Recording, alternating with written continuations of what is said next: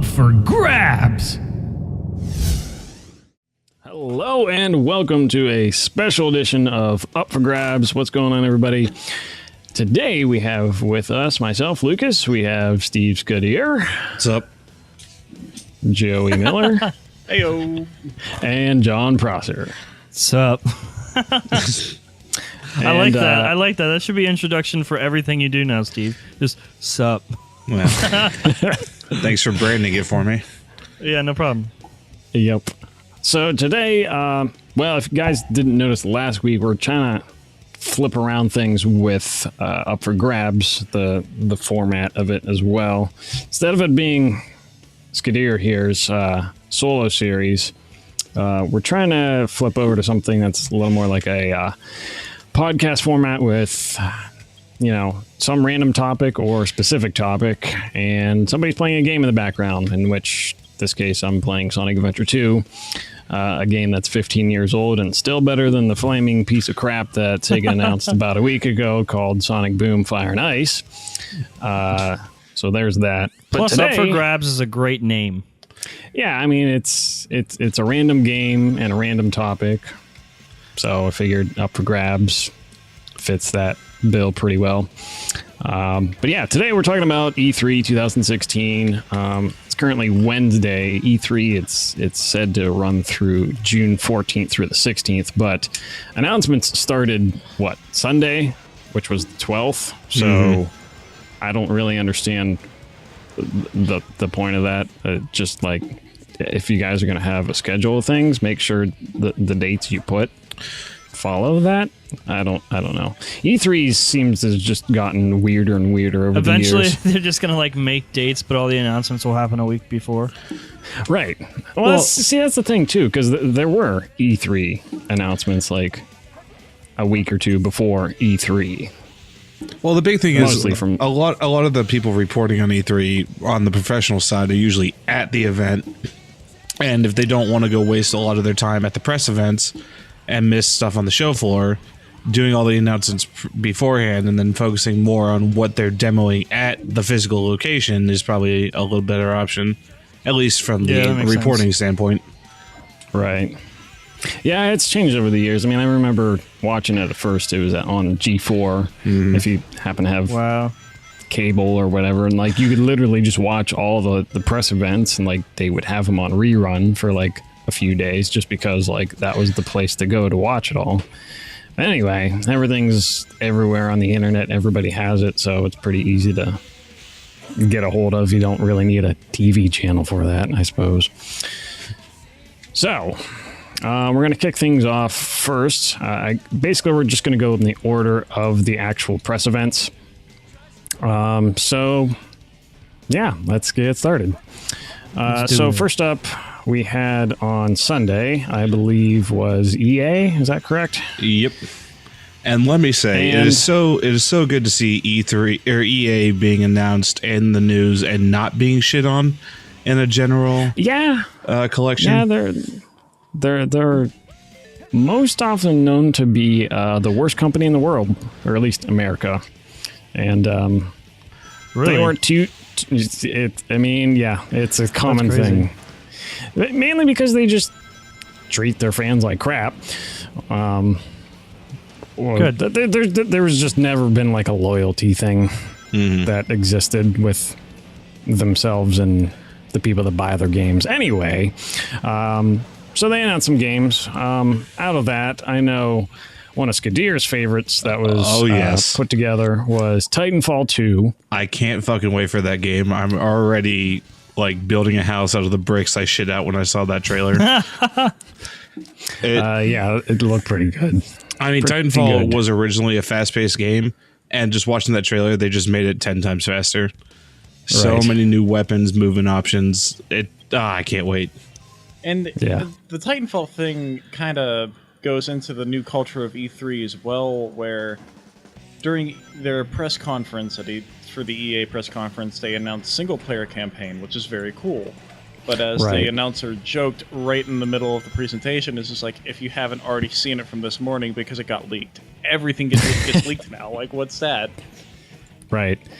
Yeah, everything does get leaked. Leaked. John, I'm sure you can speak on that on the tech Oh news my side of god. things. Yes. Everything that we ever report now is a leak, and The it's leaks are leaked. right. Yeah, it's terrible, but that's how it is now, and it's kind of what we all have to go with. Right. Kind of ruins the fun of everything, but Yeah. Aside from that, aside from Titanfall 2, we saw a bit more out of Battlefield 1. Battlefield 1 obviously being named after the fact that it's taking place for World War One. It's not like they're going back in technology and making a terrible game or something.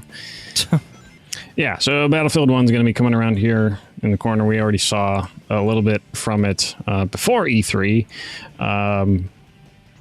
I personally have, I guess, in the last couple of years, acquired a newfound taste for Battlefield, mostly because I was so done with like stuff like Call of Duty, because like it's not so like arcadey and kind of run of the mill like Call of Duty is. It's a lot more realistic and I guess you could say serious, and I don't know, just more realistic. Like wars don't happen little like 100 by 100 feet like areas in the world. They actually take place in huge areas. It's not like I mean that's why they have tanks. Like they didn't build a tank to, storm a single building and that's it. Obviously I'm just comparing map sizes, but Battlefield's obviously more than that. There's also the inclusion of vehicles in Battle. I've only played Battlefield 3, but I will say everything I've seen from Battlefield 1 makes me just immediately want to buy it. But then again, I'm horrible with money, so that's probably why.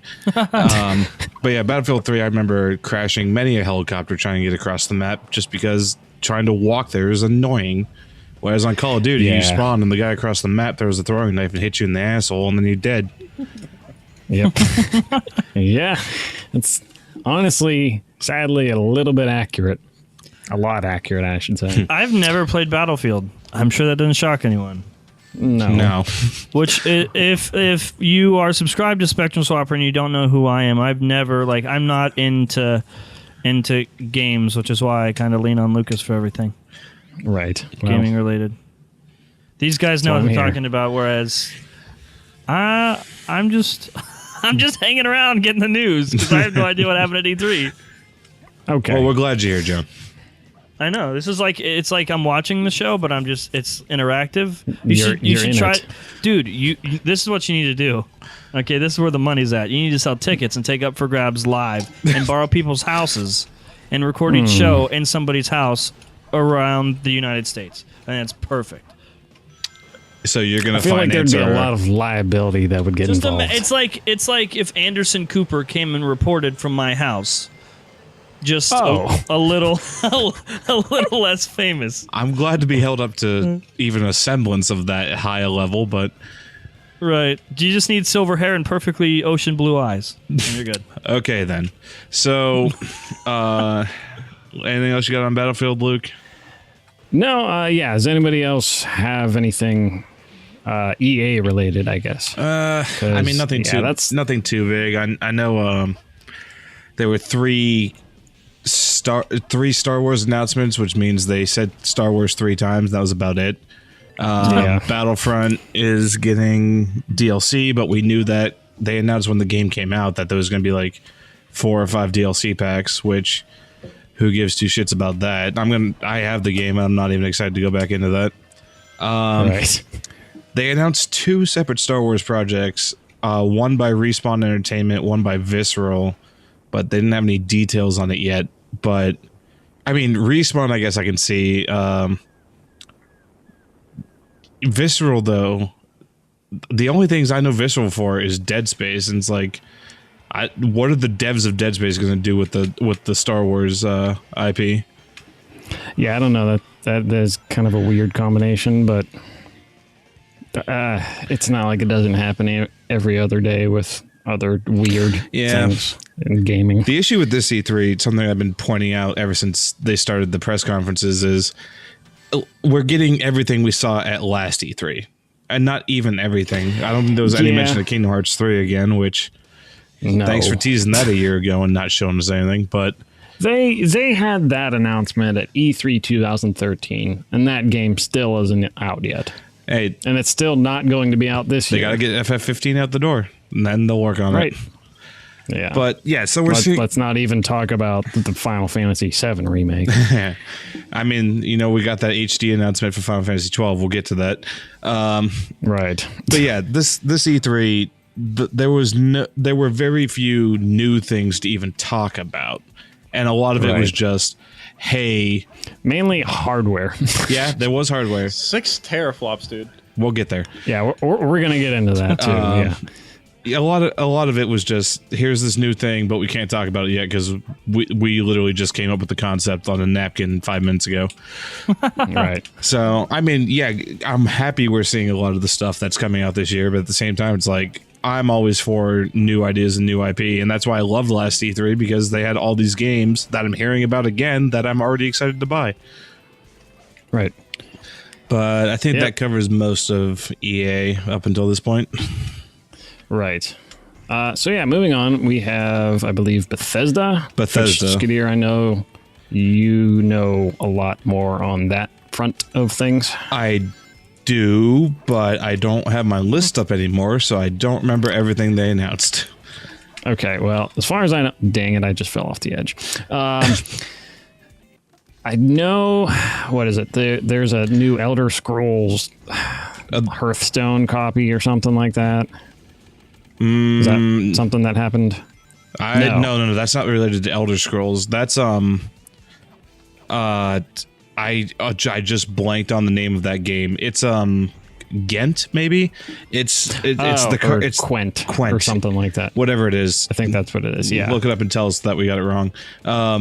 It's the card game from Witcher 3. Because Witcher 3, one of those big open RPGs, had a game inside the game, which a lot of those have it, but it's usually like poker or something simple. And apparently, according to the devs, that was so popular that fans just wanted them to make it into an actual game, and they said fuck it, and they made it into an actual game. So I haven't played Witcher 3 yet, so I have no idea how that game's played. I'm not really experienced with the game myself. I'm still working through Witcher 2, as in I started it, played 5 minutes, and said I'll come back to this later. Right.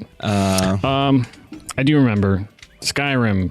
Yes, Skyrim Special Edition. Yes, Skyrim is getting up-resed.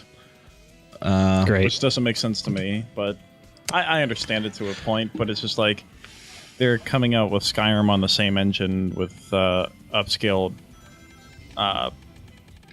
textures, which, in my opinion, already exists. But oh well. Right, because mods. I mean, It's because Skyrim. I mean, they could have done it to Oblivion or Skyrim. Either way, you would note that people are more excited for that announcement and not bitching about the fact that there is not an Elder Scrolls 6 coming out.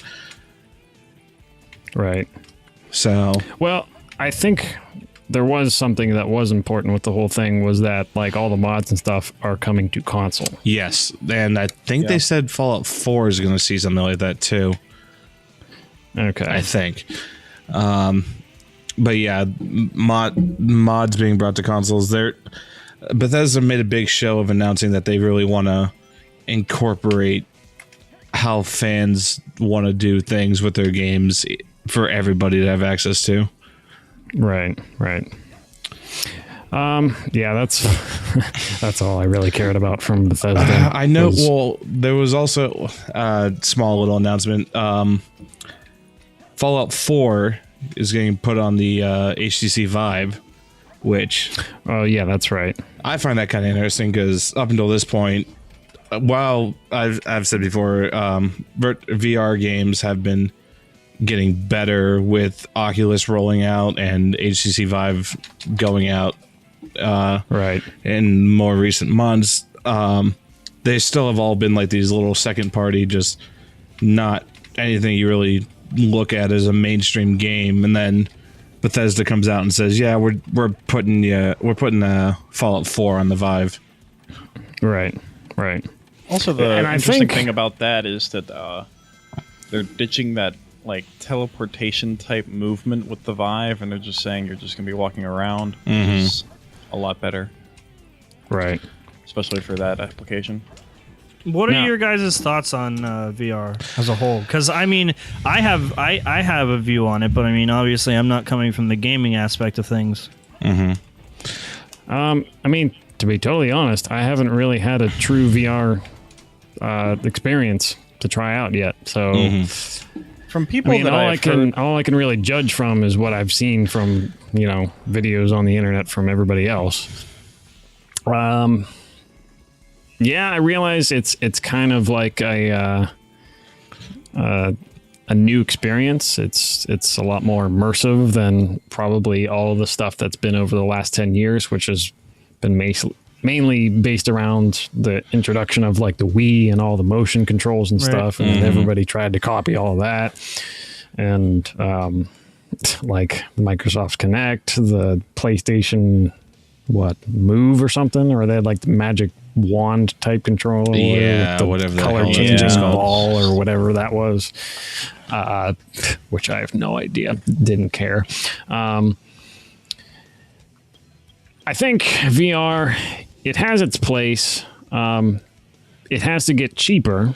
I mean, there are cheap versions of it. Like we've talked about this before on, the FBT podcast, where, you have like smartphone manufacturers like Samsung making all their own stuff, which is fine. It gets your feet wet, but it's nothing too crazy. Whereas you do have these things like the HTC Vive and the Oculus Rift, but you need a hefty setup now. Although that is starting to change pretty quickly. I'll talk a little bit about that once we get into PC gaming a little later on.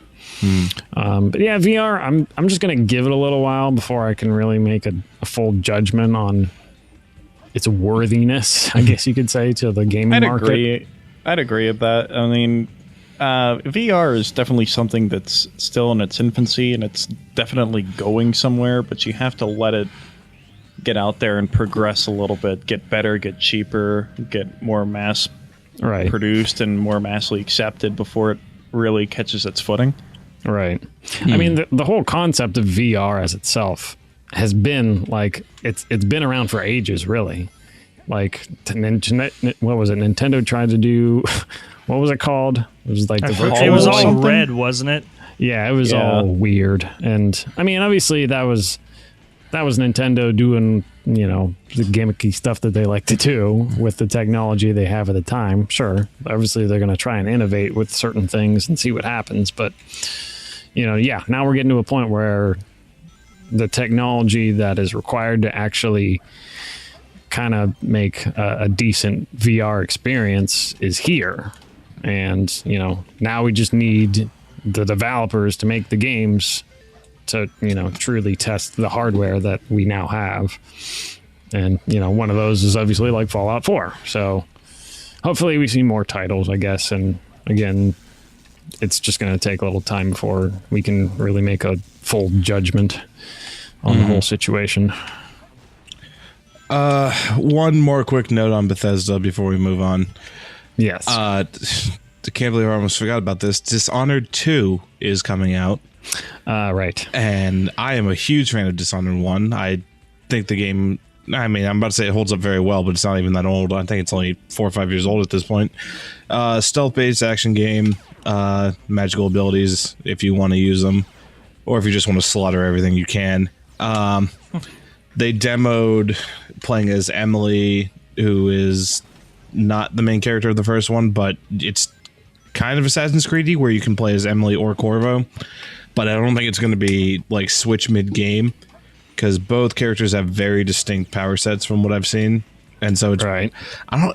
I guess my big wonder going in is, because I don't remember hearing anything at the announcement, was if there's going to be like specific parts where you have to be one or the other, if it's going to be split takes on the campaign, or if it's literally just you can pick one and then you're just stuck with whatever abilities they can manifest and then right play as the other if you decide to go back and choose them.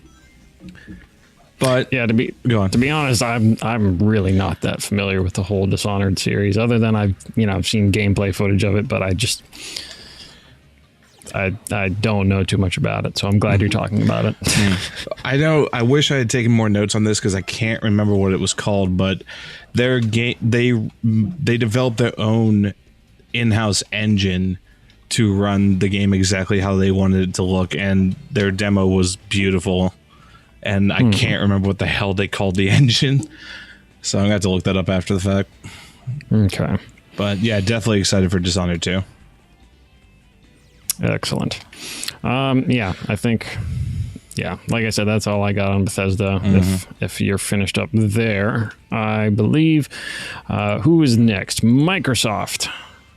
Joey, how about you tell us? I guess we'll talk about the games first, and then we'll get into the bit of new hardware they were talking about. But yeah, any new games you're thinking about trying out? Games. All right. Well, Microsoft started out. Gears 4, boo. More stuff on Battlefield 1, about the same. Right. Forza Horizons 3. Good Oh, golly, Lord. we're going to Straya, mate. So just a little preemptive thing here. Joey likes driving games. Okay, Yeah. continue. So, I didn't hop onto Forza Horizons 2 until about a year after it launched, and then I did and just spend obscene amounts of time playing it. And then we didn't see a ton on Horizons 3 during the presser. We saw just a little trailer of it, but it was all in-game footage. It looked beautiful. There were new cars, and it looked fantastic. And it's in Australia. Right. Yeah, that Which was the seems- big thing they pushed. Was just like well, isn't the company that develops them? Aren't they from Australia? Because I have no idea. I'm not sure. Well, I was what just is gonna it? say because the guy that was doing the whole conference for them sounded pretty Australian, so that's why I just figured. Well, But, it's Playground Games and Turn 10 Studios, so I have no idea. yeah. Yeah. Well, Well, that's in Redmond, so that's not it. okay. No. We'll figure it out later. Okay. So Outside of Forza, they had that preview for a game called We Happy Few, which is going to traumatize my nightmares for about a week. yeah, that was weird. Very 1984 for those of you that read books. John, I apologize. Right, I can't read. Yeah, we know. So they had a little bit of a gameplay demo. You can find videos of that all over. Looked pretty interesting. Kind of reminded me a lot of BioShock in atmosphere. Right. Especially BioShock Infinite, just utopian world, and then shit hits the fan. Right. Yeah, it was kind of weird because like you can tell at first that like something was off with just like the whole setting with this game, and then you see like they're like popping pills and the creepy masks that everybody are wearing, and yeah, it's gonna be something interesting, that's for sure. It's got a nice equilibrium feel. Christian Bale-esque. That's a movie reference. Right. Sean Bean gets shot in the head, but that's not surprising. Scene Bean. Dead Rising 4. I really wish I was into the Dead Rising series, but it's not one that ever really grasped me. Same. But I know Dead Rising 3 did very well as a launch title, so I imagine Dead Rising 4 is just going to improve on that. Right. I know the main character from the earlier games, Frank West, was previewed as coming back, and I know everyone loves him, so... Final Fantasy 15. I mean, I've just been waiting for that since they announced it was coming out. Yeah, I don't know. I'm sure it's going to be, the game's going to be at the very least okay. But I think the demo they did for it was kind of like, It was a Kinda very lame. bad boss to choose because yeah, because like I don't know, yeah. If you watched them like demoing it, like the guy that was playing it was kind of getting slaughtered at the beginning, and I was like, oh boy, He's fighting like he's this- gonna like die or something. He's fighting like a Titan type creature that's just punching him, and he can't get out of the way of the fist, so he's just getting hit over and over again. Yeah, it was kind of funny. I have limited experience with the new combat system. They debuted it in Type 0, which came out originally on DS or 3DS, I think, a couple years ago, and then they ported it to Xbox One. I played all of about 2 hours of that. The new combat system's pretty interesting. I think it's even more robust in 15. Recore. Yeah, that is an interesting game. I'm really glad we got to see at least something that resembled gameplay for that game, because We saw a quick trailer of that last year, if I remember. and correctly. it was just a cinematic trailer, and I wanted to buy. I just was throwing money at my TV and was surprised nothing came it out of looked it. really good last year. So, general look of it, it's a girl in some type of post-apocalyptic or at least non-civilized world. Has different types of mechs to back her up as she explores what I would assume to be ruins and things. Battlefield 1. So, I remember when they showed the trailer last year, it said that it was being worked on by former devs of Metroid Prime. So, Right. I already held it up to a standard that I'm sure it will meet easily. Outside of that, one thing that quickly came to mind was Halo Wars 2. Halo Wars 2. Which looks like Halo announced- Wars 1. Yeah, Right. they announced an open beta, like the second. It's actually they- going on right now, Is isn't it? running Right. until the 20th. Still haven't I downloaded ins- that. I installed it last night and played one game, and it is very reminiscent of Halo Wars 1 gameplay-wise. I mean, a couple of things are different, a couple of the ways that the commander abilities worked, in my opinion. Mm-hmm. And the one game type that I played, I'm kind of thinking it's the only one they're going to have for the beta, was something called Domination, which is basically domination in any other game, Right. but it was in an RTS. Yeah, that is so a you little were- different. So you had to capture points, and then by holding the point, it took away the other team's score, and when the other team's score dropped to 0, you won. Right. Yeah, that's usually more or less like a game type or a concept that's used in like first-person shooters and stuff. FPSs, yeah. Yeah. It was really weird to play it. I mean, it worked decently well. I had to try launching the games like 4 times before it actually ran. Right. I don't know if that's just me, but I mean, it's a beta. What do you expect? Yeah, exactly. Right. So yeah, any other games that caught your guys' eye? A couple multiplayer focused games. Sea of Thieves I looked at vaguely. It kind of looks like like what they're, how do I put this? Imagine a very, very condensed version of what they're promising No Man's Sky to be, and then put it in the ocean, and you're all on a pirate ship. But it's very it's very multiplayer focused. Like it definitely is kind of like, it looks like The Division, where you probably could play it by yourself, but you really don't want to. Right. Which brings me to the next one, Scalebound. I remember they showed a little bit of this last year, and I still don't have a feed on it. Yeah. It's like Sunset Overdrive meets dragons meets giant creatures a la Japan style. And Fair enough. the gameplay they showed kind of reminded me of Monster Hunter with dragons and QuickTime events, but Right. nothing. I mean, it looks like it's gonna be okay, but nothing really saying, "Hey, go play this." And then Tekken 7's Tekken 7. Akuma's there for some reason because they needed to bring in a That's what Street Fighter everybody's character. saying. State of Decay 2?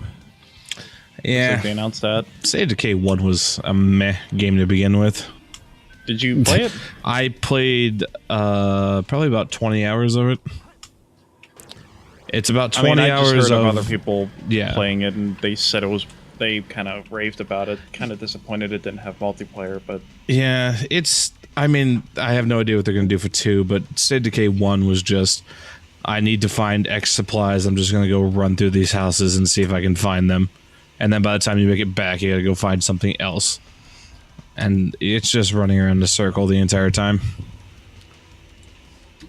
So, Fair enough. that's about all I got from Microsoft from the games perspective. Alrighty. Well, yeah. Let's move on into to some the hardware. software. Well, let's move on to the software with the Xbox dashboard first. Right. Yeah, they do have some upcoming changes coming up, specifically with Xbox Live itself. Dude, we're getting background music back. Holy shit. Yay! Background music. Because, we didn't have that 360, and that was, so hard to implement in the Xbox One because it totally lacked the, processing power to have background music. I don't know. I mean, I get both sides of the argument. I get why didn't you? It's really easy to do that. But then again, I also get the argument of why would you, considering everybody's got their phone on them all the time anyway. Mm-hmm. You want background music, just pull out your phone. I guess.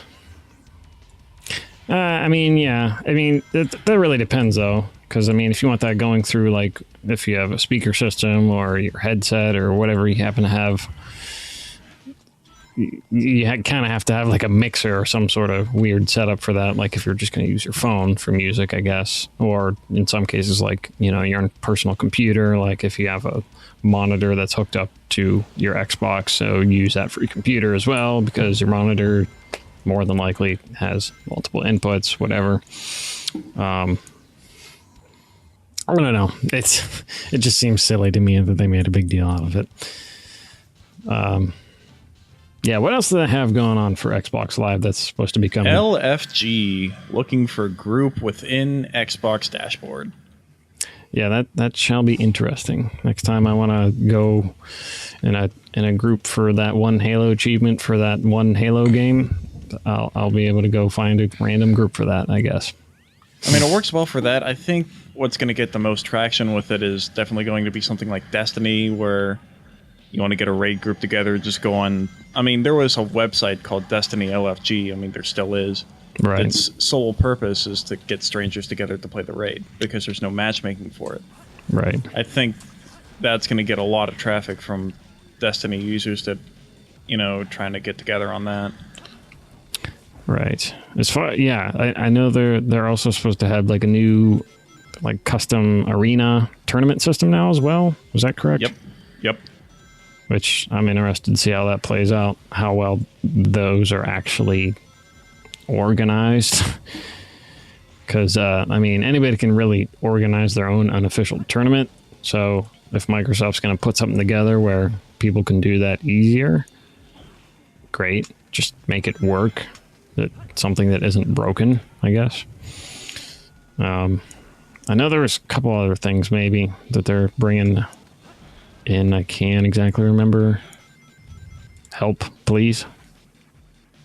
Anybody? I think we nailed most of the major things. The background music, the LFG, and the arenas. I thought there was something else. I don't think so. Clubs.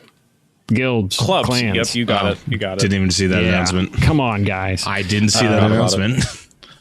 Oh, well, yeah. They're apparently having clubs, which are basically like clans, guilds, whatever, that can, you can essentially do that however they decide to implement that. John, we're gonna make a front page tech Spectrum Swapper club. Okay. I'm all for it. You heard it here first, folks. Can it come with a complimentary like sandwich club? I will bring one over to you the next time I see you.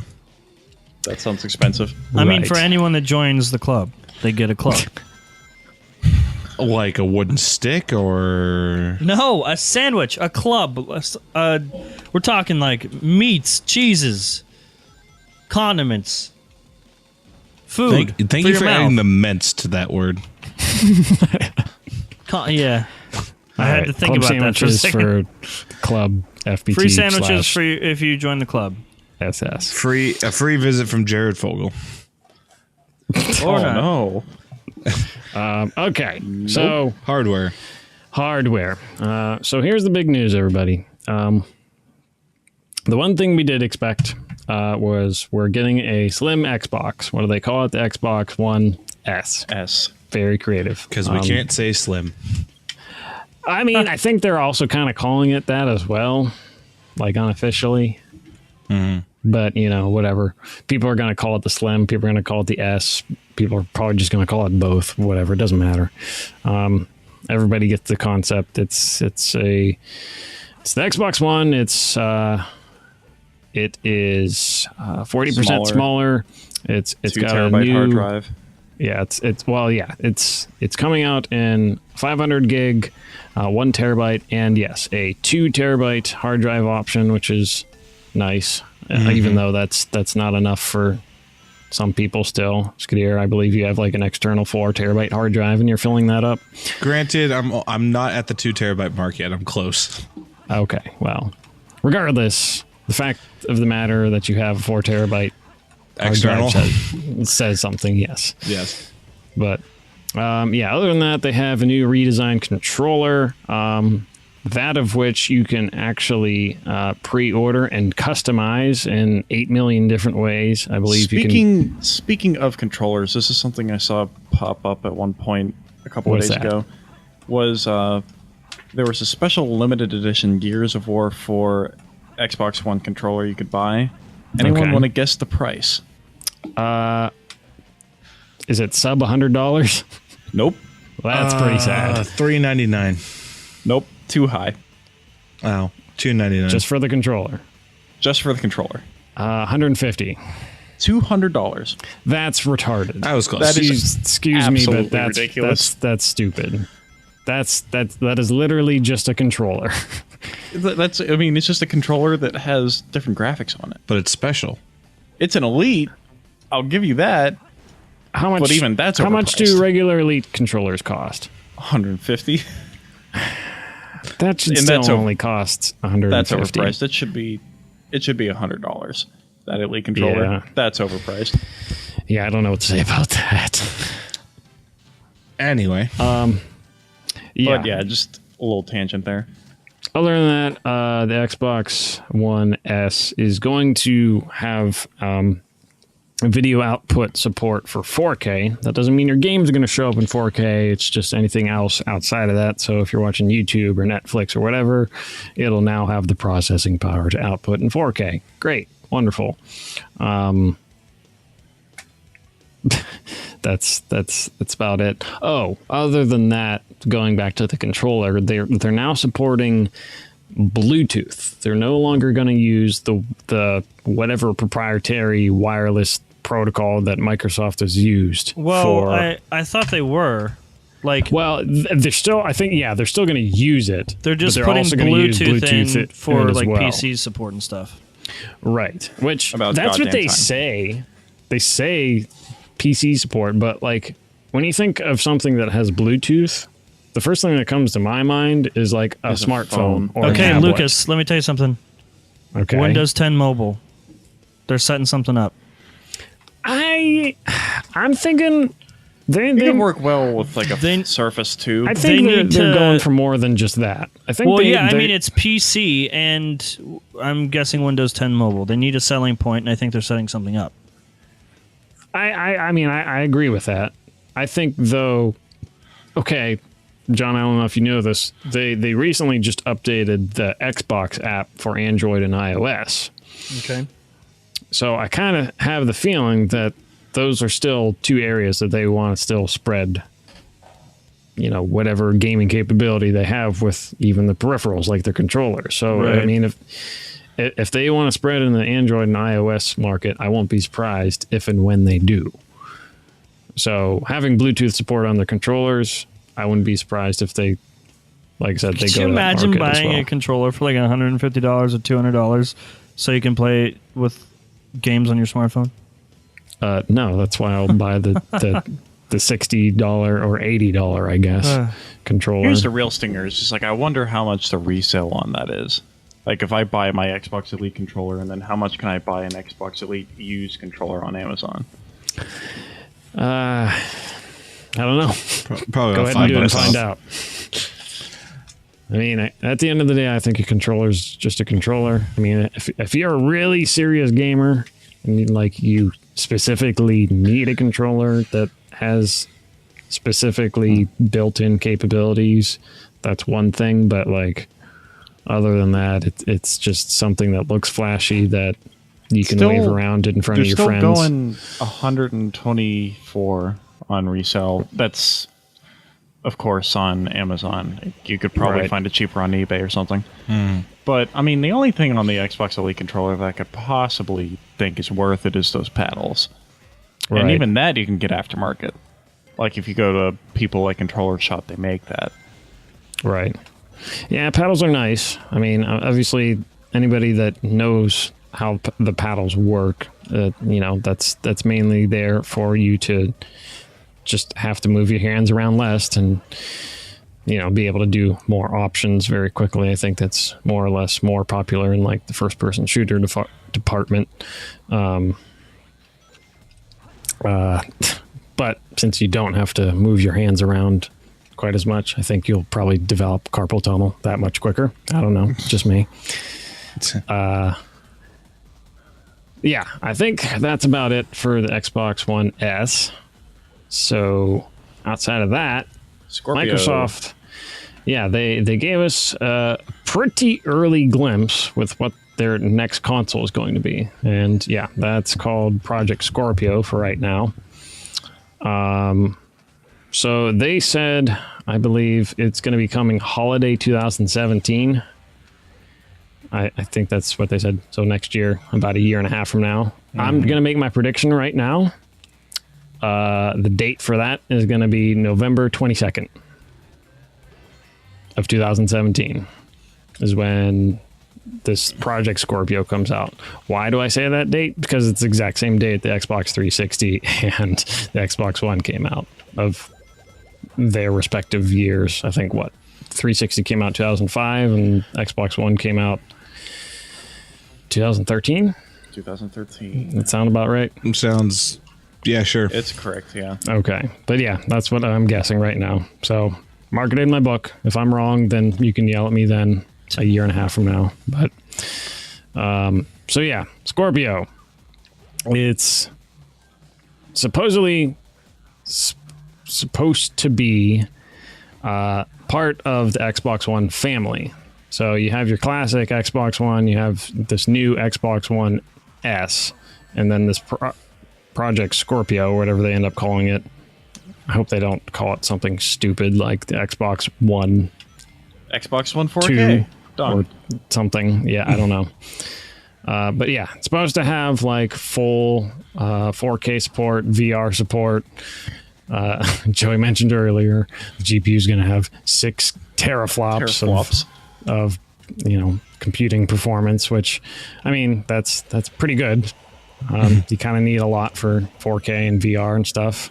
I have no idea why they would say that. Yeah, I mean, that's literally a specification that doesn't even show up on smartphones, and everybody talks about specs on smartphones. There's like a 1/4% of the population of the people that were watching that stream that understood the word teraflop. Right. Hey, John, do you know what a teraflop is? A flop that is Terra. There you go. Right. Good. So, anyway, it's just a measurement of computing performance. You're welcome. It's not even really something to get yourself worked up about. Yeah, it's just a spec. Anyway, so yeah, it's supposedly supposed to play all your Xbox One games that exist right now. So it's going to be backwards compatible in that aspect. It's going to play the games that exist right now better, because obviously it's going to have all that teraflop performance, which is interesting to see. I mean, that's cool. You'll be able to play all your existing games but like a little more flawlessly compared to how they play even right now. See if they can get their backwards compatibility to work right without running like a fucking pig. Right. Yeah. I mean, it's 100% true. I think they've gotten a lot better with like the recent stuff they've done with backwards compatibility, where they're kind of not just throwing everything all at once and kind of going and working with the developers, making sure their games actually work as they do on the Xbox One right now. So yeah, hopefully that all works. I'm just curious, based on the performance this thing is going to require, or it's going to have, how much it's going to cost. And I know it's always been a thing with Microsoft.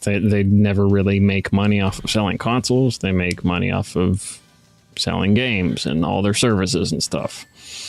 But I mean, for something to perform as well as they say it needs to, it's gotta have somewhat of a price tag on it. Maybe. I don't know. We'll see. It also looks like they're finally ditching the Kinect, which is I probably hope. about 3 years over. I hope whatever they decide to do with like VR, they just don't brand it under Kinect, simply because it's going to get written off immediately as shitty, just because Kinect. Yeah. Like, I mean, I bought my Xbox One fairly early, probably 5 months after release, and they still didn't have the the Kinect cutout version yet, so I Right. bought mine with the Kinect. And there's occasions that I use it. Like yeah, I can mean, do yeah, the it's nice to be able to Xbox sit record there that, and like, or yeah, right. just dictate to it, and it works fairly well. I mean, it doesn't work all the time, but it's more times than not it'll work. Right. So yeah, we'll see what they do with that. Man, we need to move on. Yeah, exactly. That's what I was trying to get in here and say. So, what do we got next? Oh, PC gaming. Yeah, I just have a little bit for that. Okay. So, about, what was it, a week or two ago, this is the only thing I really cared about hearing within PC gaming.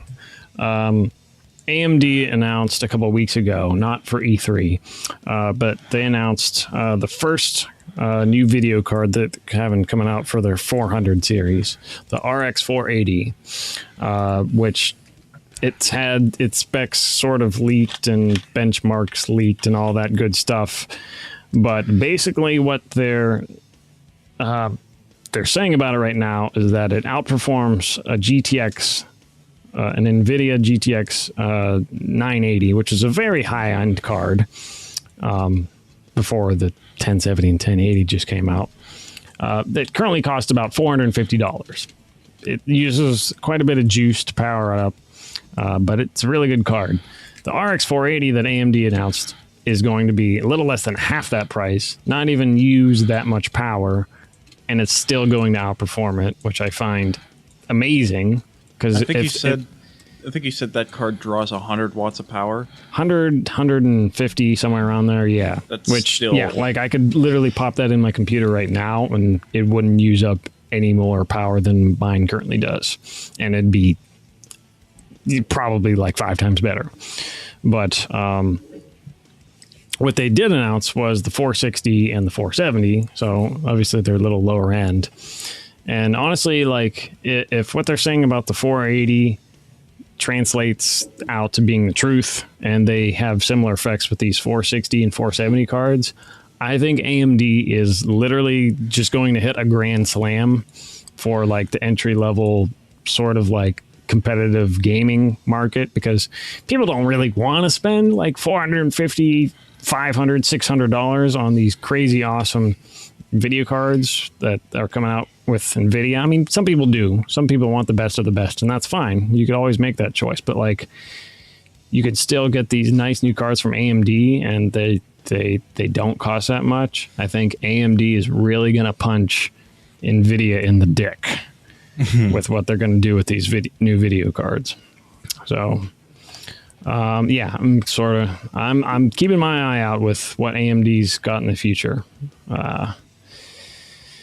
Their video cards of I like them. I like them. So we'll see what they do. Okay. Yeah. moving on. Ubisoft. Oh, To be honest, Ubisoft. I probably paid the least amount of attention out of all the conferences to them. So have at it, guys. Okay.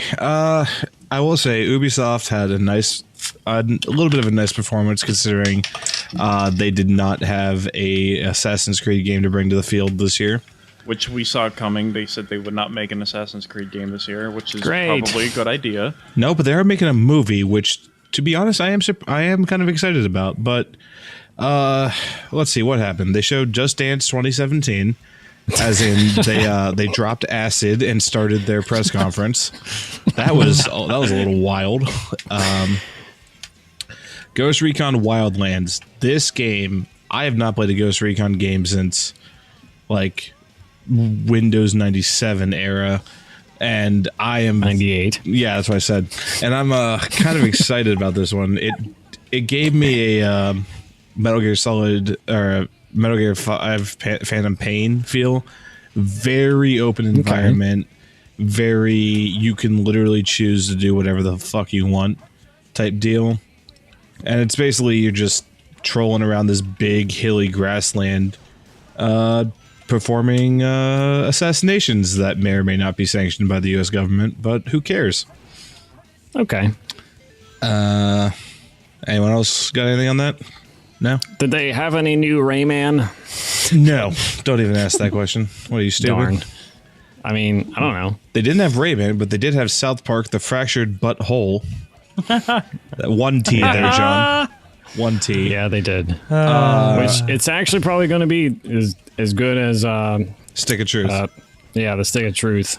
So, Stick of Truth. I saw that game out of the blue. It had already been out for like 2 weeks. I saw a trailer for it, immediately bought it, started playing it, fucking loved it. So I have very high hopes for The Fractured Butthole. Should be a comma there. What did we see about Watch Dogs 2? Oh, good old Watch Dogs. They had a gameplay demo. It does look really good. I am a person that really enjoyed Watch Dogs 1, aside from the fact that it has some of the most bullshit achievements I've ever seen. It's definitely not... It's kind of going to be related to Watch Dogs 1 by the general look of it. Isn't it taking place in a different city? Yeah, but the character you play as is a member of DedSec, which is the hacker group that the main character from 1 wasn't a part of, but he did affiliate with them. That being said, though, a lot of people are complaining about the protagonist, at least the one they showed. They think that there's the possibility of multiple protagonists, but the one they showed, they did not like as a character, but it was only a 15-20 minute gameplay demo. Right. But as it goes, if you played Watch Dogs 1, it's a lot of the same, but definitely the movement, I will give it some credit for its movement. There's a part during the demo where the kid jumps through a window, and it's not like your typical, the guy just jumps through the window and he's completely unfazed. Like, he dives through it, and then he has the oh shit moment where he's trying to stand back up and trying to scramble behind cover. It looks a little more realistic in its movement. But if you liked Watch Dogs 1, definitely check out Watch Dogs 2. Sounds like a plan. Division DLC announced. Not really excited for that. That's just going to be whatever it is. Couple VR things. Eagle Flight, kind of like a bird simulator for VR. Bird simulator. Yeah, that one was take it or leave it. They did show Star Trek Bridge Crew, which if you have 4 people and 4 VR headsets and you want to shell out a shit ton of money, you can play Because that. everybody has those. You can play as your favorite people from the Star Trek universe. You can be the engineer and completely fuck over your teammates. Sounds fun. Yeah, so it looks interesting, but like I said, you really need a lot of people and a lot of headsets. Right. For Honor game, we saw this game last year at E3, and I thought it was going to kind of be like Dynasty Warriors meets medieval / samurai / Viking. But all right. First of all, whoever decided to show the gameplay they did is probably an idiot, because it definitely does not even have the hack and slash fun that you think should have. Its combat really reminded me of Rise, Son of Rome, but not even to the point where you can actually mix up your attacks to fuck over your enemy. It's literally just, I'm going to hit this guy 30 times with whatever weapon I choose to hit him with. And I don't know, the game just does not look exciting to me. Its selling points don't seem to be that good. Yeah, you were really describing it to be very exciting, so Yeah. that's how that makes me feel. Trials of the Blood Dragon, combination of Trials, the motocross game, and Blood Dragon, as in Far Cry 3 Blood Dragon, which is actually I think available you played now. Trials, John, didn't you? Yeah, a lot actually. Okay. Really? Yeah, Well, it's simple, you know. Yeah, Well, it's- at least the way I played it. It's one button and a stick. Right. And it sucks. Nah, Trials is fun. I hope people shit all over you for that, Joey. But They will. For It's fine. For those of you that don't know, Blood Dragon was set to be an expansion for Far Cry 3 that became its own standalone title. Very like over the top sci-fi-esque universe. Very fun game. So I don't know who thought to take that and throw motorcycles in it and make it a Trials game, but it's something. It looks kind of interesting. The game is actually out now. It was one of those E3 moments where they say at the end And of it's the out announcement, today. yeah, exactly. You can play it Yeah. right now, except for you're sitting here, so you can't. But if you like Trials, go give it a look. I guess the last thing. Scudier, Oh, yep, go on. The Division? Yeah, I said I don't give two shits about it. Yeah, all right. Moving on. The big thing with the Division was they announced Survival DLC, which, if I remember correctly, they described it as they were adding features that nobody probably wants. Like, oh, now you have hunger and you have to find food. And it's like, why? I'm here to I heard shoot they were people. going to be adding in like dungeons or something like that. Underground. That's the other DLC they announced. I just hope they don't tie achievements to them. Otherwise, I have to go back and play that. So Getting back on that Destiny train. yeah, shut up. So the last thing from the Ubisoft presser was Steep. I have absolutely I have absolutely no interest in sports games whatsoever, but this actually looks kind of interesting. It's basically large world, like think people skiing down the top of a mountain to the point where if they trip, they're dead. That's what this is. Oh, okay. The demo is just it's like SSX snowboarding meets like cross country skiing meets fucking wingsuit, and you just pick what you want to do, and you have this massive mountainside to explore and do tricks off of. Okay. So- Obviously I missed that one. Yeah, so it looked kind of interesting, but I am not a sports game player to save my life, so I have no interest in it. Oh, well, darn. But that's all I got on Ubisoft. If you guys got anything to follow up with, Nope. No Rayman. yeah. Yeah, so blah, blah, blah. Where does it work? Sony. Sony. Crash Bandicoot Remastered. Hooray. Childhood. I am actually not happy about this. Well, first off, they didn't even show us anything of it other than Crash being ported into Skylanders, which, great. By the way, if the remastered I'm Crash, not 5 years old anymore. if the remastered Crash looks like the Skylanders Crash, I am going to break everything I own. That Crash model just looks horrible. Take out an insurance policy. Yeah, sure. When that comes out. Yeah, Sony, well, I've kind of been out of the game, I guess you could say, with Sony for a little while. I mean, the latest I've obviously had with them is a PS3. I don't have a PS4. So I've kind of just fallen off of what Sony's been doing. But from what I've heard, everybody thought that Sony's press conference was a lot better compared to Microsoft. Well, do you want to know why?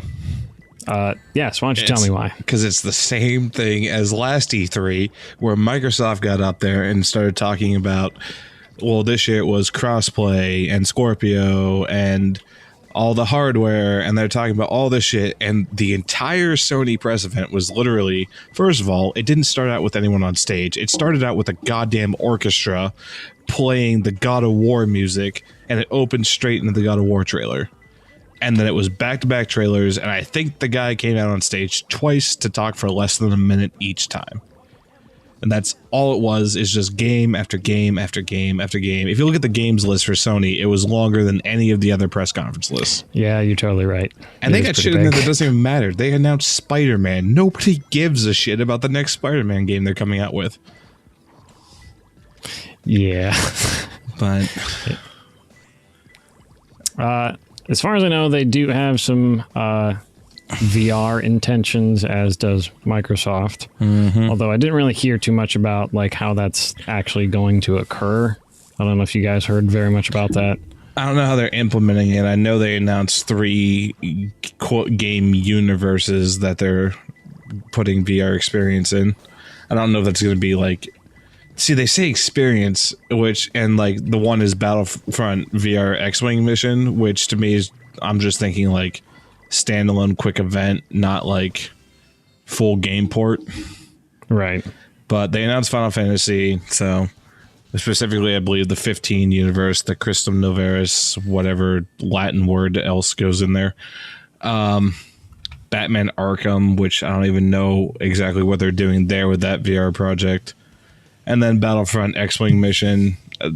These were all 3 just like 10-second videos. Wait. You said Batman and VR? Batman Arkham VR.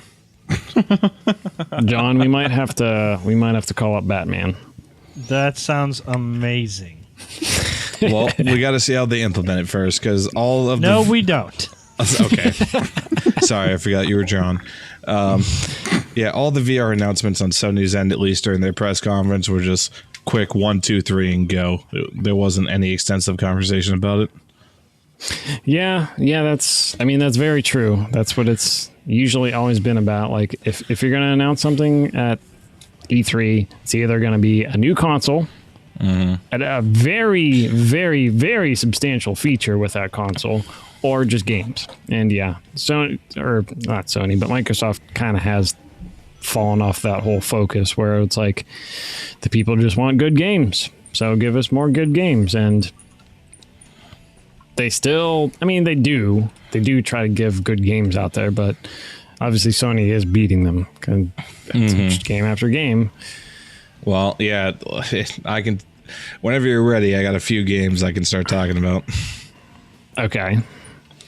So, new God of War game. And the gameplay they showed is Kratos with a beard that puts mine to shame and a small child, which is impressive because his family in the earlier games is dead. Is his child? He calls him his son, so unless he's adopted, but I don't think he is. Does he have a beard? The child? No, the kid's like 8 years old, so probably not. Oh, okay. So it's kind of like the... It's kind of like the hunting mission from The Last of Us, where he's teaching his son how to hunt, and then they go to kill a deer and they get attacked by a troll, and Kratos fights the troll, and then he tells his son to shoot it in the eye, and he shoots Kratos in the shoulder with a bow. Right.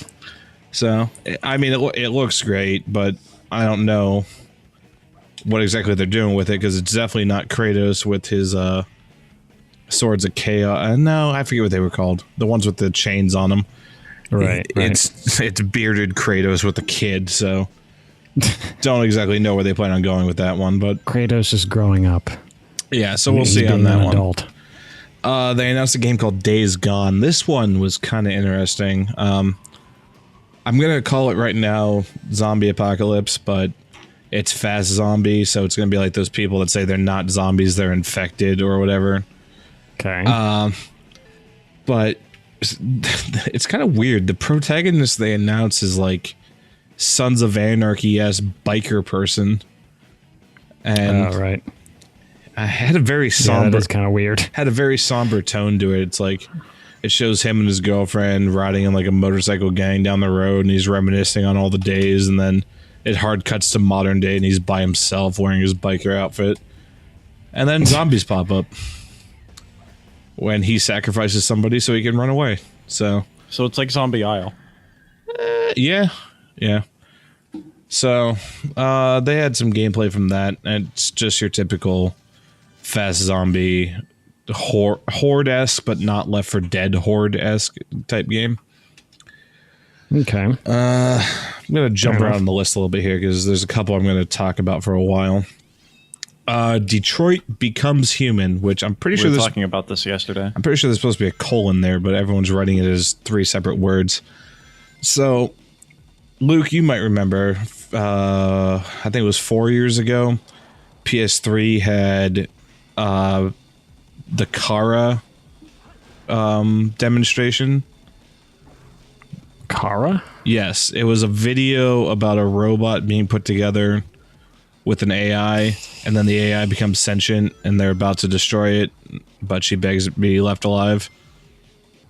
I vaguely remember that, yeah. Yeah, well, that little demo was the predecessor to what now became Detroit Becomes Human. And so... So what's that have to do with Detroit? I don't know. It takes place in Detroit.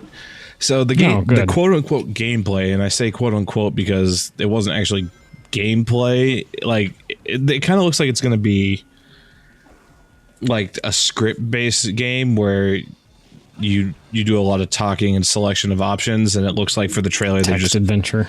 No, not text adventure. It's not. It's not Zork 5. I would shit my pants if there was a console game text adventure game. They really made it like actions have consequences. Basically, what they showed was an android gets called in to relieve a hostage situation as the negotiator, and he's driven by protocol, and he's negotiating with an android who has obviously become more self-aware of his existence than he was supposed to, and has taken a human hostage and is threatening to kill both of them. And the general feel of it is, specifically for that little demo they had, was you have to talk him down to a point, and they showed like 5 or 6 different ways that conversation can go. Like in one, the guy kills him and the girl. In the other, the negotiator saves the girl. And one, the negotiator tackles the guy off the building and saves the girl. And it kind of just zoomed out and showed all these conversation trees where it's like, if you pick this, then these are your options. If you pick this, these are your options. Right. And so it really feels like it's going to be a very narrative driven and really punish you for the choices you make. Mm. But like I said, there wasn't any real direct gameplay, so we'll have to see. Fair enough. Infinite Warfare, we all knew that was coming. Yeah. Modern Warfare Remastered, we all knew that was coming. Resident Evil 7. No thanks. Resident Evil 7 is a little weird because what they showed is nothing like any Resident Evil game we've seen so far. First of all, if I remember correctly, the stuff they showed was first person, which hasn't been done before in a Resident Evil game. Right. And I haven't played the little playable thing they put out yet, but a lot of people are very much comparing it to PT, which is drastically different than the later Resident Evil games were, because they became a lot more action-y than focusing on the horror aspect. So, right. I'm interested to see what starts coming out of this, especially if it's going to be a change in the series, because 4 was a huge change to the Resident Evil series, and then 5 and 6, and then all the side games followed that model, and they started to lose their fan base. So hopefully this kind of revitalizes the series. So my big 2 talking points: Horizon Zero Dawn, all right, which we saw at E3 last year. Basically, fighting giant robot dinosaurs with primitive weapons. Okay. First of all, the game still looks gorgeous. It comes out either October or November, I forget, on PS4. Well, that's obvious. This is the Sony presser. They had a lot of gameplay for that game. It just looks great. You're basically just like, I have a giant robot I have to kill, how do I combo all these weapons together to do it? And just go watch the gameplay trailer. It looks exactly like what I was expecting, and I can't wait for it to come out. Delayed like 4,000 times. I'm a guy that does not care about delays. I will accept everything until the final product gets here.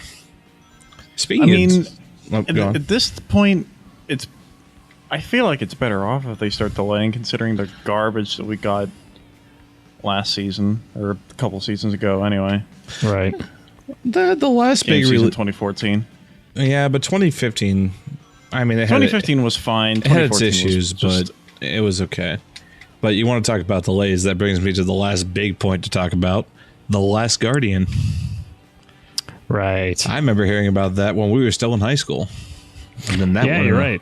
That has been going for a while. That has been in development for too long. The spiritual successor to Ico, which was the spiritual successor to Shadows of the Colossus. Shadow of the Colossus. Right. I forget if there's an S in there or not. Shadow. I think it's just Shadow. Yeah. First two games are great. Two completely different games. I'm actually sad to say I don't remember who the devs on these games were, or at least the first two. What studio did them? No idea. But The Last Guardian got announced, got put on hiatus. A lot of people... First of all, it was announced as a project to follow Ico, which they didn't even say what it was going to be at that point. And then they finally showed the giant bird, rodent, dog, creature, whatever the hell it is, at E3, God knows whenever. And then it went on a hiatus again, and nobody knew what was going to happen.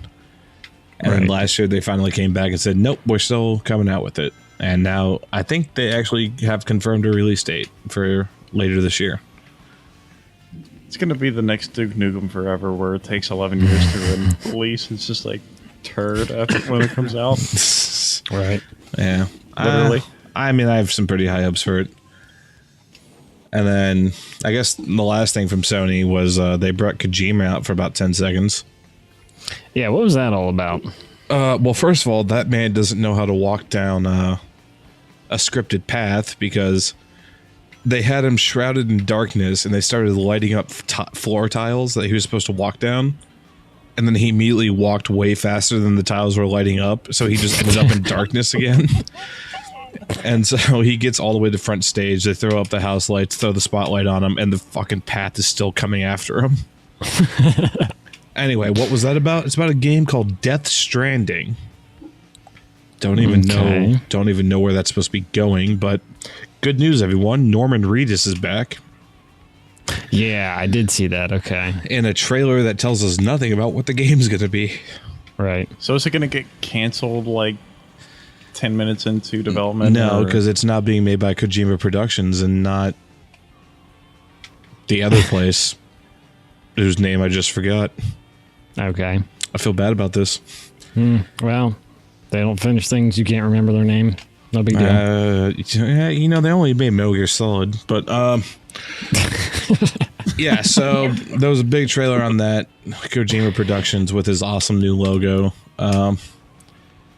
and yeah, that's pretty much all it was. He said, "We have a game. Here's trailer." Trailer showed nothing about the game aside from the fact that it has Norman Reedus in it, and then Give me money.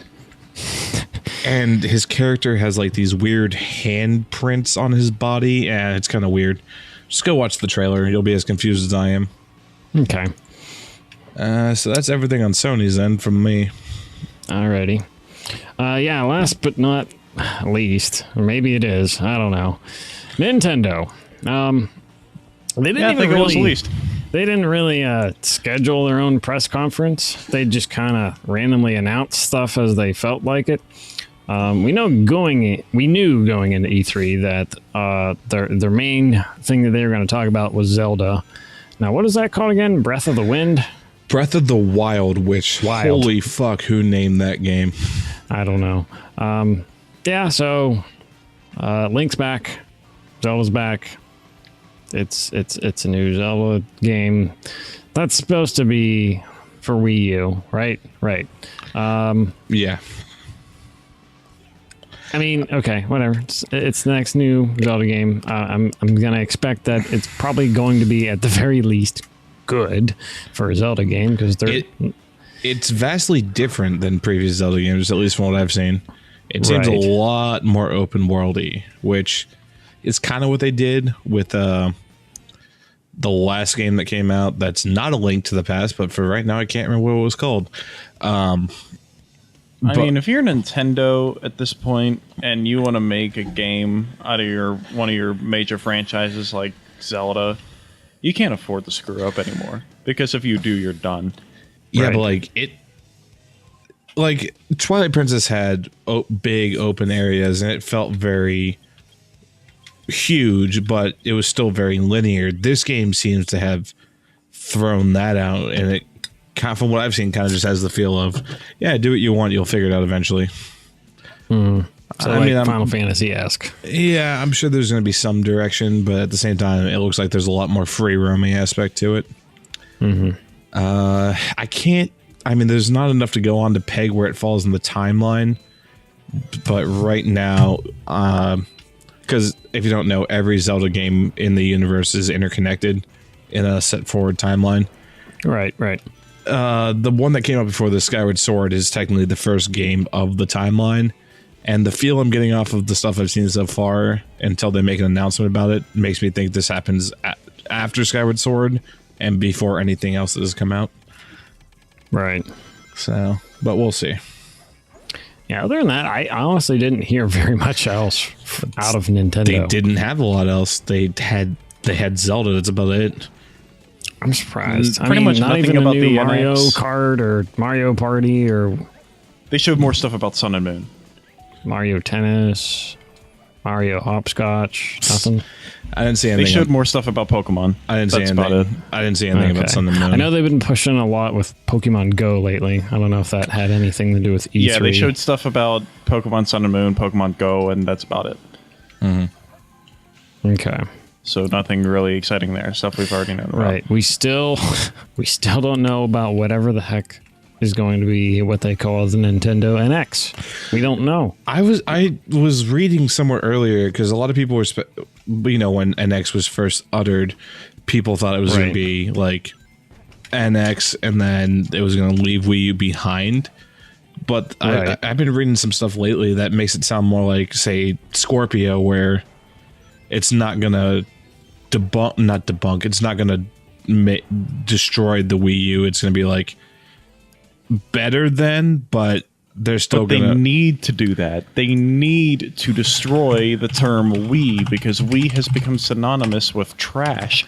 Yeah, but at the same... It became synonymous with the millions upon millions of consoles that shipped, but nobody played. But a brand new console would hurt them coming out up to The Legend of Zelda if it was exclusive to the new console and not for the Wii U, because a lot of people, I mean, I'm telling you right now, I'm probably going to buy a Wii U to play Legend of Zelda.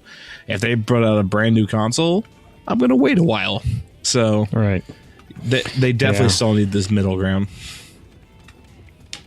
Yeah, I just don't know. Like, of course, all the rumors so far say that the Nintendo NX is supposed to be like this hybrid thing where it's going to be a home console that you can take with you, and it'll have more, processing power on like a docking station or whatever for home use, but still portable. I don't know. But it's all rumors, so it's still all rumors. Nintendo kind of missed the chance to kill that. So I don't know. Yeah, I think maybe they wanted to kill it though, like drop down everyone's expectation of what it's going to be for the eventual announcement. Especially if it's not going to be a brand new console. Don't drop it at E3 because people are going to be expecting that. Right. And if you drop something less than that, then maybe you got to piss people off no matter what you announce, but the internet wants to be angry, but what they're angry about, you can dictate. Right. So. Yeah, so I'm still waiting from Nintendo with what they want to do. Yeah, that's all they have other than, random third parties announcing stuff for the Wii U and Yeah. the 3DS right now. One of which I mentioned earlier, Sonic Boom, Fire and Ice, flaming pile bag of shit. I mean, when you're running around saying, like, specifically you, Lucas, saying that a Sonic game's going to be a pile of shit, that's bad.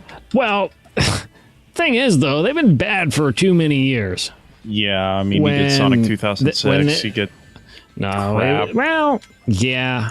2006 was like, Sonic 06. Sonic Colors. Sonic Black Colors, Knight. no. Sonic Colors was actually good. Sonic Colors I played was Sonic Colors on the good. DS. That was bad. Okay, well, that might be why. But no, Yeah, for well. the Wii, it was actually pretty good. But aside from that has been the only good Sonic game in a while. And yeah, Sonic Boom came out this past year, sucked.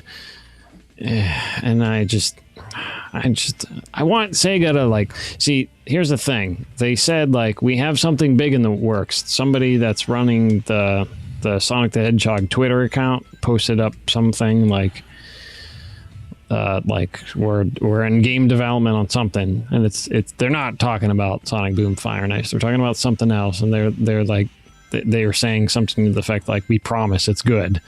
It's you guys have been saying that for years, and it's bad every time.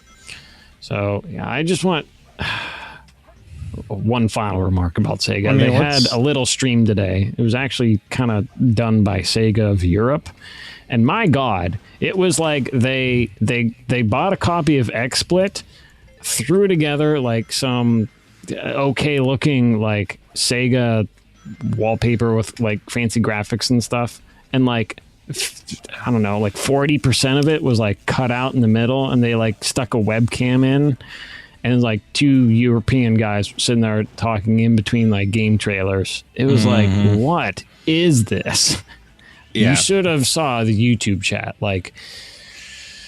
Everybody was Sega is cancer, Sega is dead, and I just don't understand at this point. I mean, honestly, what was, other than Colors, in your opinion, what was the last good Sonic game? Sonic Colors. That was it. I mean, before that, Adventure 2 Battle. Adventure 2 Battle, what I'm playing right now. I mean, they had a couple of good things around that. After that, Sonic Heroes wasn't. Sonic Heroes was so good. It was okay. That one. Sonic Adventure DX was good. Well, yeah, Sonic Adventure. I mean, that came out in 1999, but yeah, but they really re-released it and it was good again. Right. But yeah, either way. Yeah. I just want Sega to realize hey, if you guys can't freaking get a new idea together for Sonic the Hedgehog, just freaking stop. do a remaster of Sonic 3 and Knuckles and call it a day, because that'll sell better than anything else that's come out in the last 10 years or so. Really, it would. It's kind of sad to say, but that's my turning point for what I think Sega should do. I'm just so disgusted at this point. Yeah, that about wraps it up with all the all the conferences. Yeah, any final remarks, John? I know Yay, I know E3. you're not a gamer. I know there's not much for you to say here, but what's your biggest take out of all the stuff that's happening in gaming lately? Okay, John fell asleep. He probably just stepped away. Possibly. Well, you guys, what do you think is the biggest thing going on? What's the next big step? Well, I mean, Everybody seems to think it's VR at this point. yeah, I was gonna say, I'm interested to see where VR goes. I have no personal interest in VR whatsoever, but I do want to see how it develops and see what they make of it as we keep going forward. Oh, well. I won't be good with. That's where I'm seeing VR go too. See, I have a warped expectation of VR to the point where it's just I'm not gonna like it until it's sword art. Right. Yeah, that's not happening in a long time there, pal. Yeah. Oh. I I'm get currently getting word from John that that he's talking, and I'm seeing his waveforms come up, but he can't hear us, or we can't hear him. So, Wow. GG Discord. Yeah. sorry. 10 out of 10. Well then, I guess my yeah. big. What? Sorry. Go ahead. Okay, I guess my biggest takeaway from E3, and I'm going to sound like an asshole saying this, but I wish there had been more new IP. Granted, there are. Oh, you know what? I completely forgot to talk about Prey. Anyway, there are a lot of either new IPs or. Can you hear me? Yes, Yes, we can hear you, John. I was talking, and everyone was just like, "Okay, John, whatever." I'm like, "Oh, what the hell?" I think Zencaster was still recording me though, so that you might have to fix that. I saw it. Anyway, Yeah. my thoughts on E3. I hate to sound so mainstream, but I think the Xbox for me is the most substantial news. The Xbox stuff. The Scorpio and the Slim and all that. And the shenanigans. iPhone S. iPhone Xbox S. Okay. I'm surprised we didn't see anything on a next generation PS4, because it seemed like everybody was gearing up to be talking about that, and then it just didn't happen. Well, I mean, we say, like Luke put it, Scorpio on Microsoft's end it's new, but it's still in the realm of the Xbone. I think Right. Sony is going to play like the next actual generation. What's going to be? They just want PS5. Yeah. PS5 and then whatever Xbox counters with. I think they're going to play that a lot closer to the chest. I don't think a lot of people keep predicting that this generation of consoles will be over soon. It's not going to last as long as previous gen, but I think we still got some time. I think.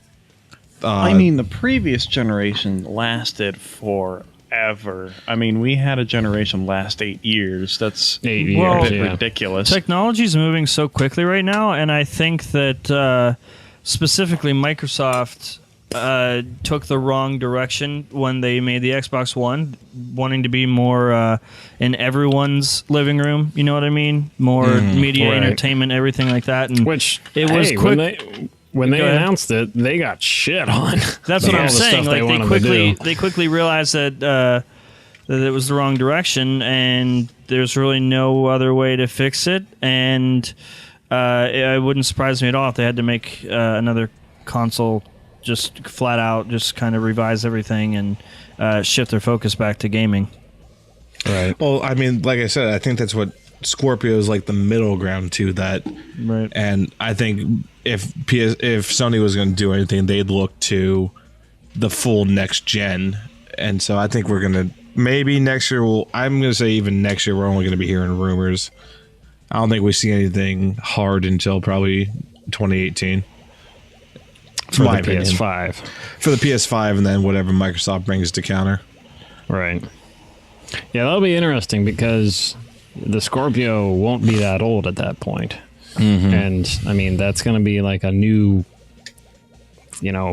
racehorse of a console because it's supposedly going to be pretty powerful, pretty comparable to, current gaming PCs right now.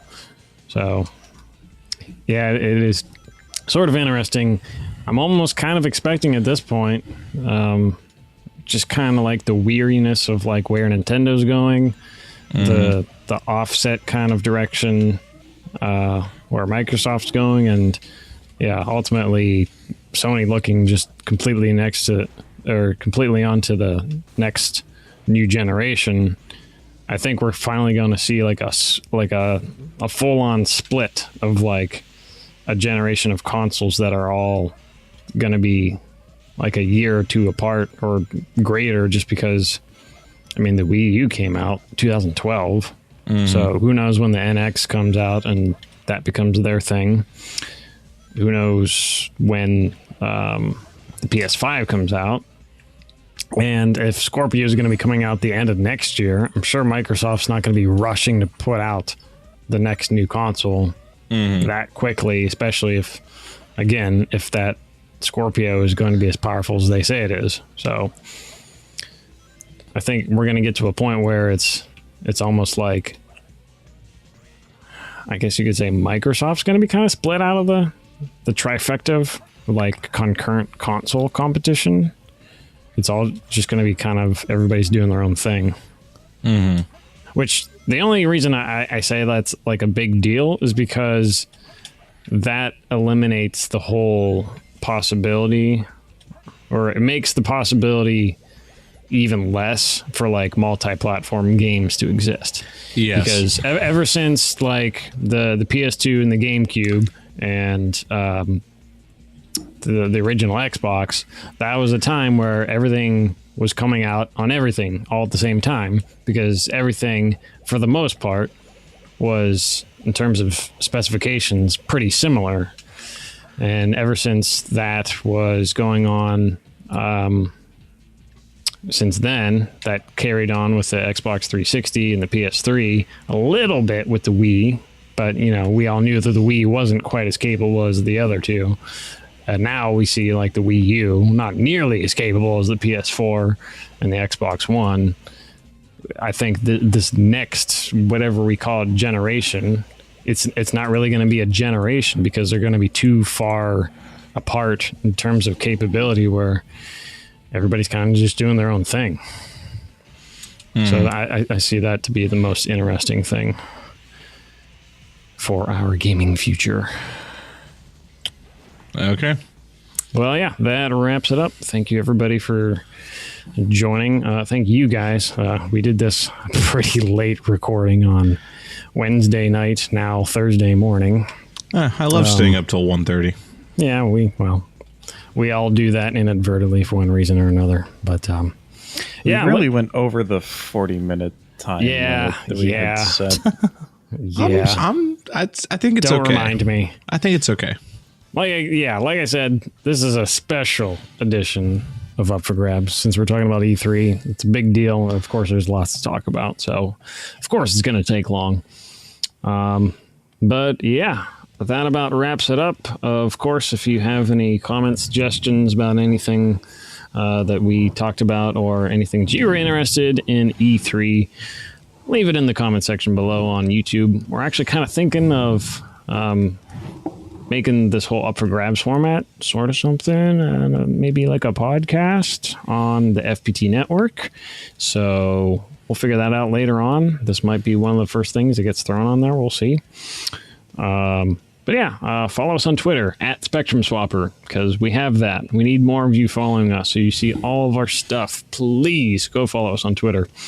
Of course, you know, Spectrum Swapper is just a little branch of Front Page Tech, because we used to do gaming there, right, John? Right.